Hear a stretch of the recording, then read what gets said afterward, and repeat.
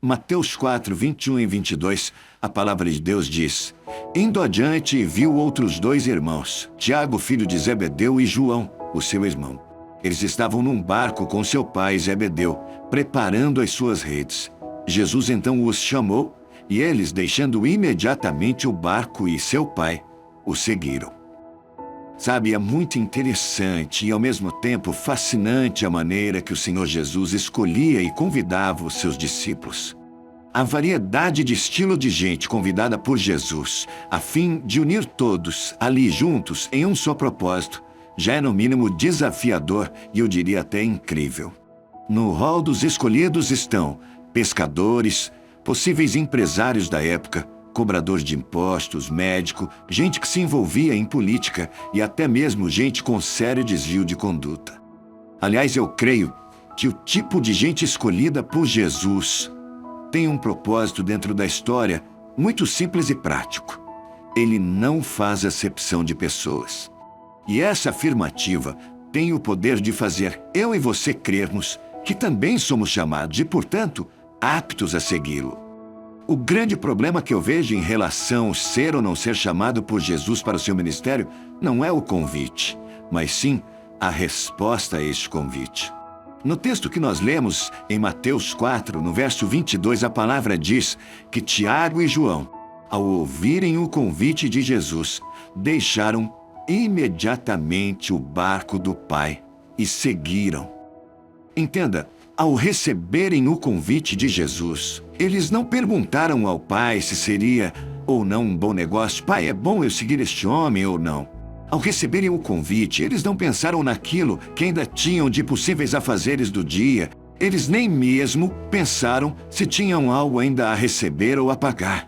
Eles simplesmente deixaram o barco que estavam e seguiram a Jesus. E eu não posso perder uma analogia aqui em dizer que hoje em dia, muitas pessoas querem estar com o pé em 2 barcos. Estão com um pé no mundo e um pé na igreja. Um pé no mundo e um pé na vida espiritual. E não pode ser assim. Sabe, hoje Jesus continua fazendo convites. E talvez hoje esse convite seja para você. A pergunta é, como está o seu coração e o seu desejo em ouvir e seguir a voz de Deus? Tiago e João se alegraram com o convite, não pensaram 2 vezes e logo seguiram a Jesus. Você ainda acredita que não é a hora? Você pensa em primeiro se estruturar intelectualmente, financeiramente e até emocionalmente?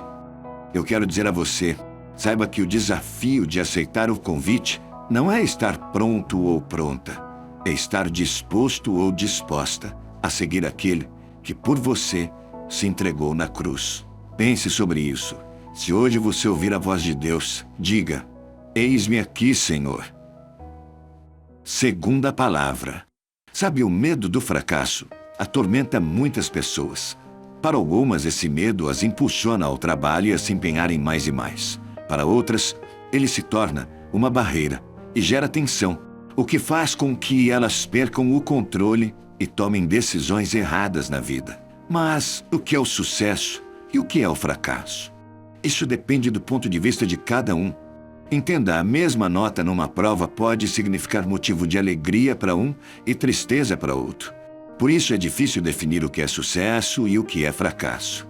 A Bíblia não esconde que muitos dos mais valorosos homens de Deus fracassaram algumas vezes e até apresenta uma lista dos seus fracassos. Por exemplo, Moisés perdeu a oportunidade de entrar na Terra Prometida porque desobedeceu a Deus. Elias enfrentou 450 profetas de Baal, mas fugiu de uma mulher. Davi enfrentou Golias, mas cometeu adultério e homicídio. Pedro afirmou que enfrentaria tudo por Jesus, mas negou que o conhecia por 3 vezes. Sabe, Cristo ama e dispensa sua graça aos fracassados. Ele não desiste de nenhum de nós. No texto de Lucas 14, 15 ao 24, Jesus contou a história de um homem que resolveu dar uma grande festa. No entanto, todas as pessoas que foram convidadas deram desculpas para não comparecer. O homem então ficou com raiva e mandou seu empregado ir até as ruas e becos para chamar os pobres, os aleijados, os cegos e os coxos, todos que encontrasse, para irem à sua festa. Jesus queria mostrar com essa história que o reino está aberto àqueles que são considerados fracassados pela sociedade. O seu reino é para os esquecidos, para os marginalizados, para os desprestigiados. As pessoas conseguem entender a graça de Deus quando a presenciam sendo vivenciada na vida de outro ser humano. Quando o cristão é rápido em julgar, relutante em perdoar e preconceituoso, dificilmente as pessoas que estão ao seu redor acharão que Deus é gracioso. Pense sobre isso. Quando alguém enfrenta um fracasso pessoal e em seguida tenta voltar ao convívio dos irmãos, sempre deveria ser recebido com uma grande festa, e não o contrário. O corpo de Cristo precisa demonstrar que só pela graça é possível aceitar e até celebrar o fracasso. Lucas capítulo 17, versículo 3. Lucas 17, 3, a palavra de Deus diz: se o seu irmão pecar, repreenda-o. Se ele se arrepender, perdoe. Sabe, a partir do texto de Lucas 17, versos 3 e 4, nós podemos destacar 5 diretrizes apresentadas por Jesus a respeito do pecado e do perdão. Primeiro, a ofensa. Podemos definir pecado como qualquer falha em amar a Deus e ao nosso próximo. Quando pecamos contra alguém, violamos a lei do amor, e essa violação precisa ser tratada. O perdão é a receita divina para tratar a quebra nos relacionamentos. Precisamos perdoar e ser perdoados constantemente. Em segundo, a confrontação. Jesus diz que a pessoa ofendida deve confrontar aquele que o ofendeu e repreendê-lo. Observe que Jesus não disse para nos vingarmos ou explodirmos com raiva. A repreensão paciente e amorosa visa o arrependimento. É Deus quem nos capacita a confrontarmos com amor. O terceiro ponto é o arrependimento. Jesus colocou o arrependimento como condição para o perdão. O arrependimento gera uma confissão de culpa e um pedido humilde de perdão. Isso não significa que a pessoa está livre das consequências do seu ato. Um quarto, o perdão. O perdão é o cancelamento amoroso e voluntário de uma dívida. O perdão anula os motivos que causaram o distanciamento, a frieza, a amargura entre as pessoas. O perdão permite que o relacionamento se restabeleça com sinceridade e amor. E por último, e não menos importante, a restauração. Depois do perdão vem o alívio. Enquanto o problema não é resolvido, paira no ar um clima tenso e pesado. O arrependimento e o perdão trazem restauração ao relacionamento. Assim como Jesus faz uma festa quando um pecador se arrepende dos seus pecados, também deve ser essa nossa atitude diante de uma reconciliação. Lembre-se, o perdão faz parte do nosso dia a dia e precisa acontecer em todos os nossos relacionamentos. Jesus ensinou que devemos agir com amor, da mesma forma como Ele age conosco todos os dias. Ele nos perdoa sempre. Nós também devemos pedir perdão e perdoar sempre. Se você tem dificuldades em perdoar, peça a Deus que renove o seu coração. Jamais esqueça de que Ele ama muito você, apesar de todas as suas falhas. Pense nisso e escreva nos comentários a seguinte frase: mesmo sendo falho, Deus me ama. Mesmo sendo falho, Deus me ama. Deixe seu like no vídeo e deixe Deus te usar, compartilhando essa palavra com quem você ama. Essa palavra pode mudar o dia de alguém.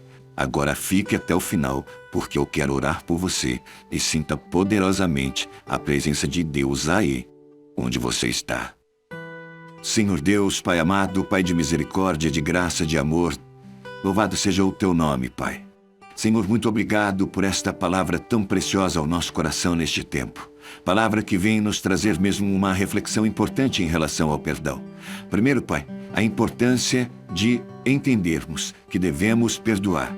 Depois, Pai, que sempre que temos dificuldade e falhamos em amar ao Senhor e amar o nosso próximo, estamos pecando, estamos violando a lei do amor. E isso precisa de tratamento.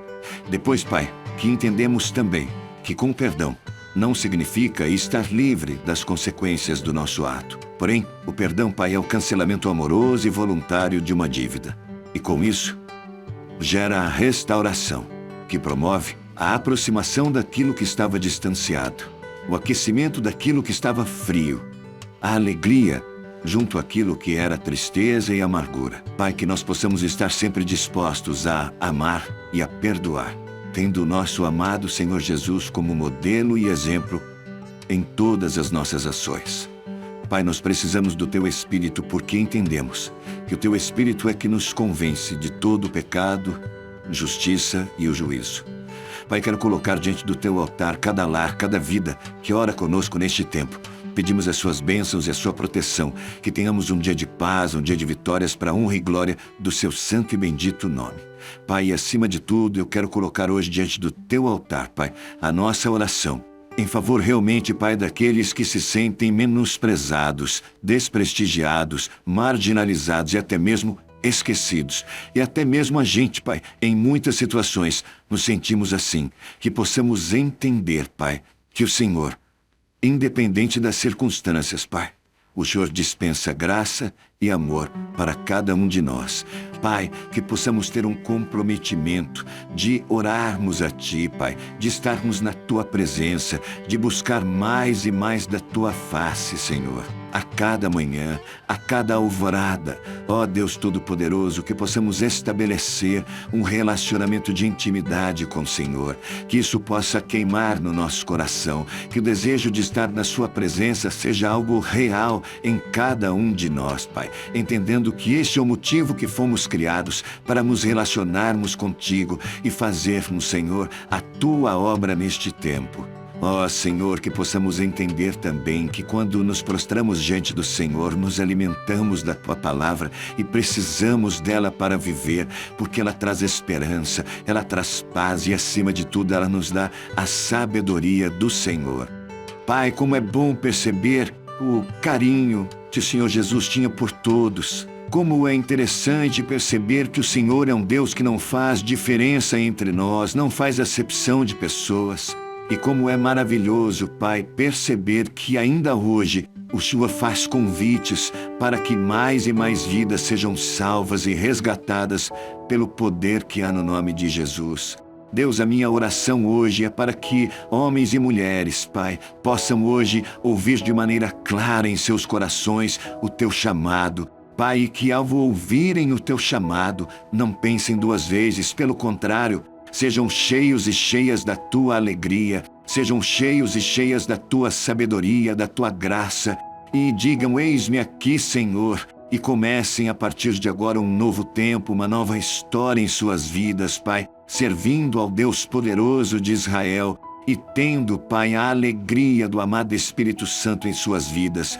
Pai, esse é o desejo do meu coração neste tempo. Eu oro mesmo, Pai, para que estas vidas sejam impactadas pelo poder do alto, Pai, pela Tua doce e gloriosa presença. Deus, muito obrigado, porque o Senhor é um Deus de perto, o Senhor não é um Deus de longe, o Senhor é um Deus presente, o Senhor é onipotente, onipresente, onisciente, o Senhor é um Deus que tem cuidado de cada um de nós. Pai, nós Te amamos e a nossa palavra hoje é uma palavra de gratidão. É uma palavra de alegria, Pai, por saber que temos um Deus tão grande que se preocupa com nós, sendo ainda nós tão pequeninos. Pai, nós Te amamos, nós oramos agradecidos no nome santo, bendito e poderoso de Jesus, nome que é sobre todo nome, no céu, na terra e debaixo da terra. Amém e amém. Graças a Deus. Não se esqueça que você é muito importante para o Senhor Jesus. Compartilhe essa mensagem com alguém que você ama. E não se esqueça de inscrever em nossos canais. Que Deus te abençoe.